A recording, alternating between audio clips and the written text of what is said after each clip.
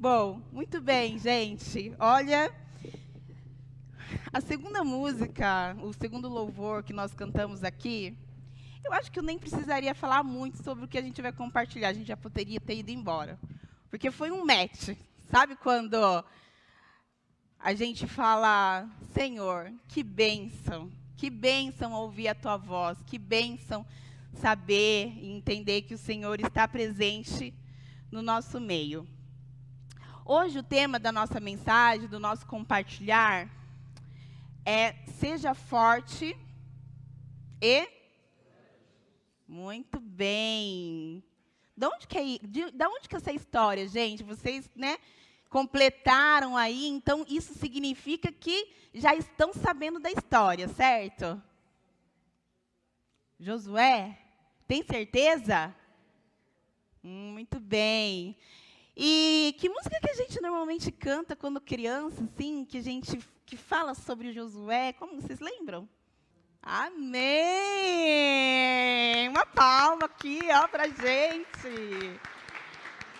Que bênção, que bênção. Eu quero que você abra a tua Bíblia em Hebreus, no capítulo 11, no versículo 30. Se você não quiser abrir, a gente vai projetar aí. E essa história que a gente acabou de falar, que a gente acabou de cantar, ela fala da história de Jericó. Está lá em Josué, entre o capítulo 1 e 6. E tem muitas lições que a gente pode aprender com essa história. Algumas a gente até já aprendeu, porque esse texto ele é conhecido por nós, né, sobre as muralhas, sobre a guerra, sobre a estratégia. Mas pode ser que o jeito e a maneira como a gente vai compartilhar hoje seja diferente, porque o nosso Deus, ele nos traz sempre boas novas. Com o mesmo texto, a gente entende tantas coisas, a gente tem tantas aplicações. E hoje eu quero trazer esse texto de uma maneira um pouco diferente do que a gente está acostumado a estudar, a ouvir. Em Hebreus, capítulo 11, versículo 30, em Hebreus 11 é um texto que fala de muita fé, muitos homens que são exemplos para a gente de fé. Quem conhece Hebreus 11 aqui? Praticamente toda... Eu fico pensando assim, não sei se você já chegou a pensar nisso, mas sabe quando a gente estiver no céu, que você vai sentar, tomar um cafezinho com Abraão? Aí depois você, né, vai almoçar ali, aí você conversa um pouco com Elias, pergunta o que aconteceu, como que foi. E depois você vai lá e janta com Josué. Em Hebreus 11, eu vejo muito isso, que são os exemplos de homens que tiveram fé, que tiveram garra, que tiveram perseverança. E Jericó está nessa história. Vamos lá ver, ó. Foi pela fé, digam comigo, foi pela que caíram as muralhas de Jericó, depois que os israelitas marcharam em volta delas durante 7 dias. E antes de observar essa história, eu queria que a gente colocasse um filtro para a gente tentar entender um outro aspecto da história. Se a gente for colocar o antônimo dessas palavras que a gente acabou de falar, seja forte e corajoso, o que a gente tem? Ai, que palavra forte, Lucas. Covarde. Seja covarde, medroso. A gente pode usar... A palavra desânimo, ela está aí entre o fraco, né? Entre o covarde um pouco. Também está aí nesse lugar, né, de fala.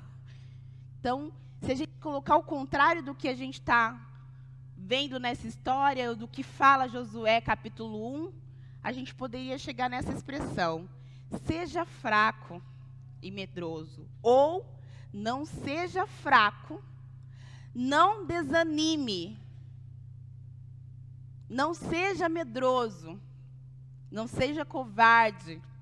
Não tenha medo. E quando a gente olha essas palavras, desânimo, fraqueza, e eu vou colocar aqui melhor a palavra medo, a gente não gosta muito de falar sobre isso, essa é a verdade.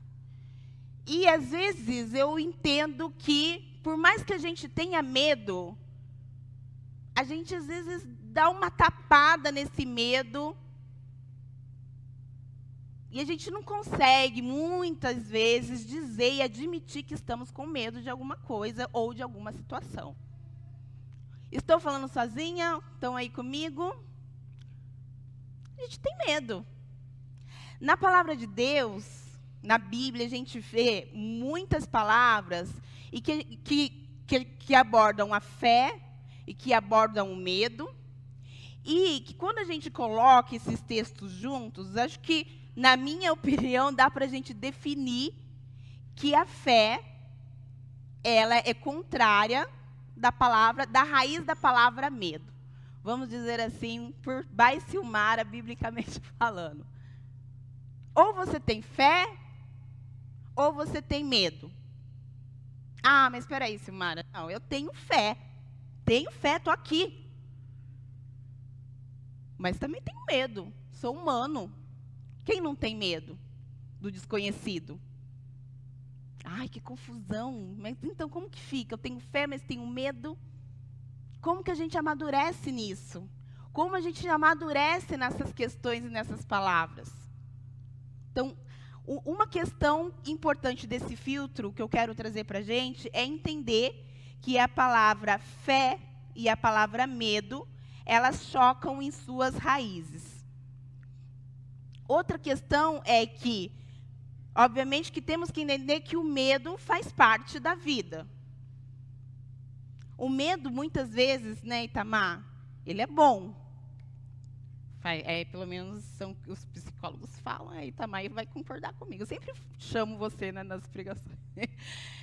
O medo é bom, ele ajuda a gente a se organizar, ele ajuda a gente a se planejar, muitas vezes a não se entregar, a ter reação de alguma coisa que está acontecendo. É humano. Mas, por outro lado, se existe um desequilíbrio, o que pode acontecer se a gente tem um excesso de medo? Ansiedade, o que mais? Depressão, o que mais? Pânico. Andrés, o que mais?